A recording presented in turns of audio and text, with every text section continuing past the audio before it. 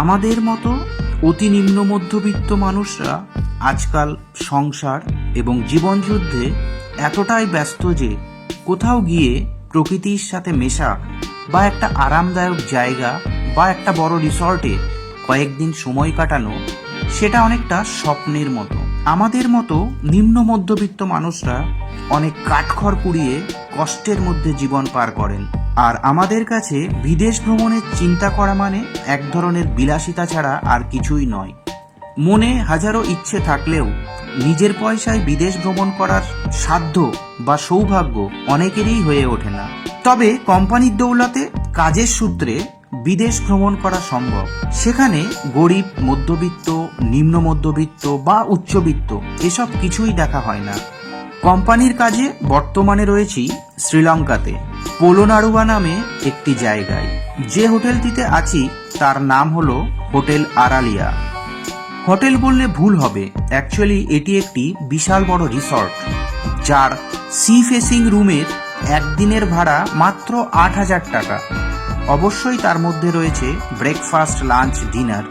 পোলোনারুয়া শ্রীলঙ্কার একটি প্রাচীন ঐতিহাসিক শহর। এটি ইউনেস্কো ওয়ার্ল্ড হেরিটেজের তালিকাভুক্ত। পোলোনারুয়া মূলত একটি ট্যুরিস্ট প্লেস। বিদেশ থেকে এখানে প্রচুর লোক ঘুরতে আসে।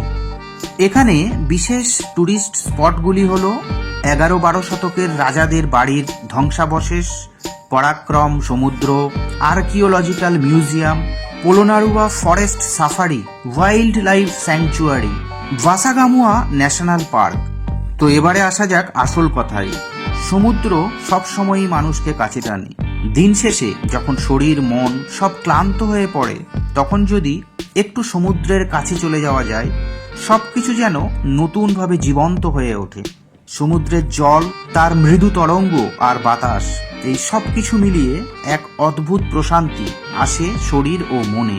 সমুদ্রের জল যখন আমাদের শরীরকে স্পর্শ করে যায়, মনে হয় যেন সমস্ত ক্লান্তি ভাসিয়ে নিয়ে যাচ্ছে। প্রতিটি ঢেউ আমাদের মনকে নতুনভাবে সজীব করে তোলে, যেন আমাদের সমস্ত দুঃখ, সমস্ত ভার হালকা হয়ে যায়। আমাদের প্রতিদিনের কাজের চাপ, জীবনের দুশ্চিন্তা সবকিছু এক পলকে হারিয়ে যায় যখন আমরা প্রকৃতির এই রূপ দেখি। এটা প্রকৃতির এক অনন্য উপহার, যেখানে কিছু না বলেই শুধুমাত্র কিছু অনুভূতি, কিছু দৃশ্য আমাদের মনকে প্রশান্ত করে দেয়।